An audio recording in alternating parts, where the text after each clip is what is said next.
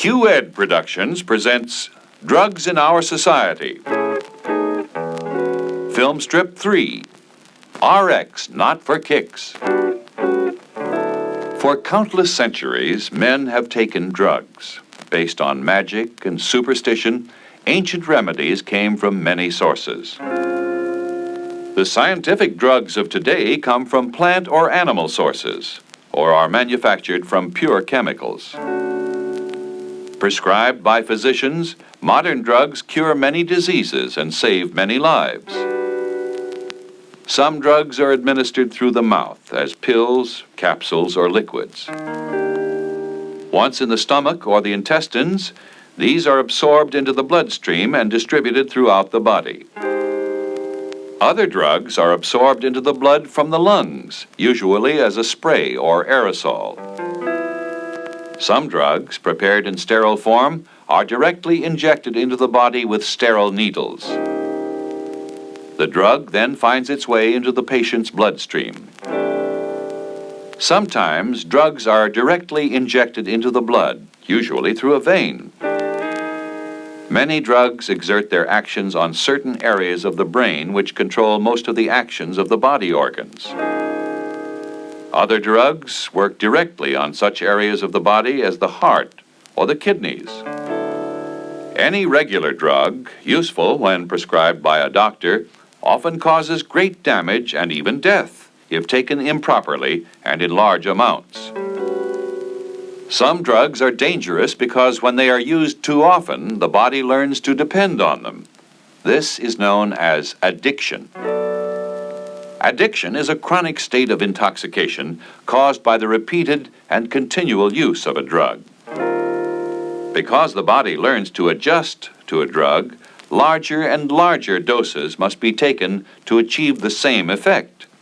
This body adjustment to a drug is called tolerance. The body soon becomes dependent on an addicting drug, and the addict is compelled to use the drug more and more. Severe withdrawal symptoms occur if the addict stops using the drug. These symptoms include nausea and vomiting, shakes and chills, and violent headaches. In drug addiction, one is aware of an increasing tolerance for the drug, compulsion to use the drug, and withdrawal symptoms if the use is discontinued.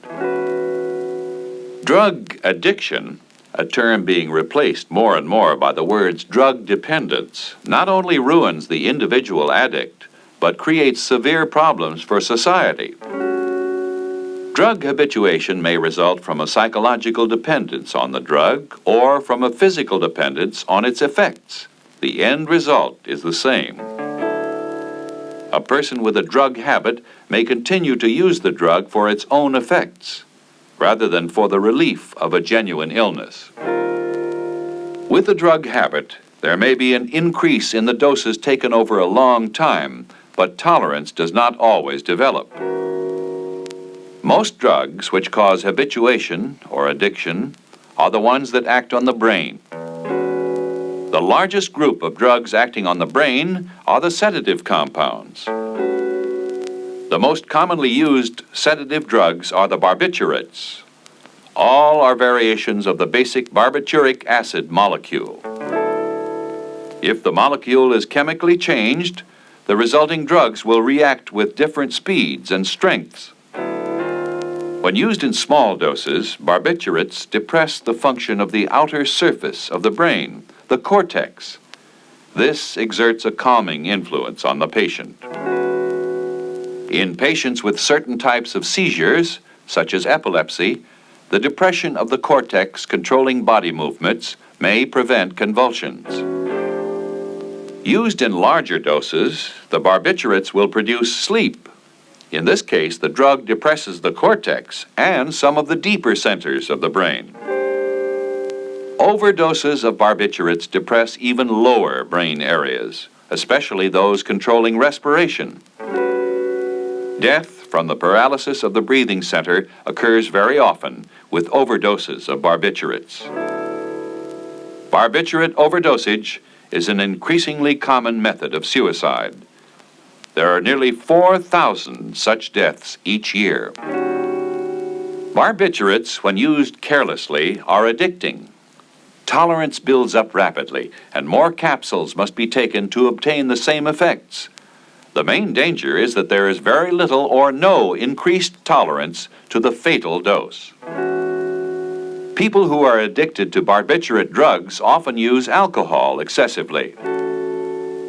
The combination of alcohol and barbiturates, both of which depress the respiratory centers, cause many accidental deaths. Withdrawal symptoms occur in addicted individuals who suddenly try to stop their use of barbiturates. These symptoms include headaches, sweating, extreme nervousness, and even convulsions. Tranquilizers form another group of drugs used to calm anxious or nervous patients. This group includes drugs marketed under such trade names as Equinil, Thorazine, Miltown, and Sparine. Tranquilizers are prescribed only by physicians and must be used with great care. As with the barbiturates, the use of alcohol with tranquilizers is very dangerous and may be fatal. Another group of drugs act to stimulate or excite the cells of the cortex. These are called stimulants. The most common drugs in this group are the amphetamines. Common amphetamines are amphetamine sulfate, called benzedrine, dextroamphetamine sulfate, called dexedrine, and methamphetamine, called methadrine. In small doses, as prescribed by physicians, the amphetamines themselves are used to cheer up depressed patients, correct certain behavior disorders in small children, and depress the appetite in overweight patients. Amphetamines are often used without a physician's direction to increase alertness and to hide fatigue. Taken as pep pills by students, the fatigue is only delayed, and the user feels worse after using the drug. When used illegally in excessive amounts, amphetamines cause nervousness, hyperexcitement, and even convulsions. Judgment is distorted, mistakes are made. Drivers using pep pills are frequently involved in serious accidents.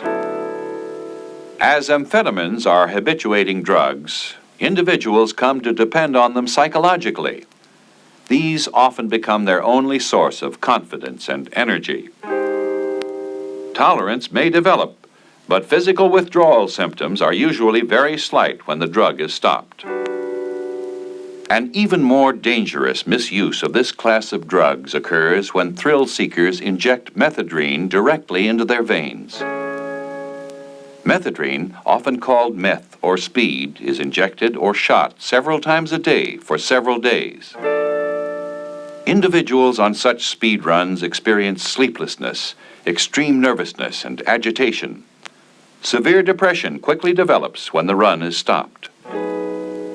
This is followed by long periods of restless sleep. To recover from the speed run, a variety of other dangerous drugs is needed. Infections and abscess of the veins and the liver are very common among speed freaks. Both amphetamines and barbiturates are now classified as dangerous drugs. Neither can be bought legally without a doctor's prescription. Both groups of drugs are very useful when handled wisely by medical doctors and scientists. Both are illegally abused by immature and foolish individuals. The results are tragic deterioration of physical and mental health, and often death.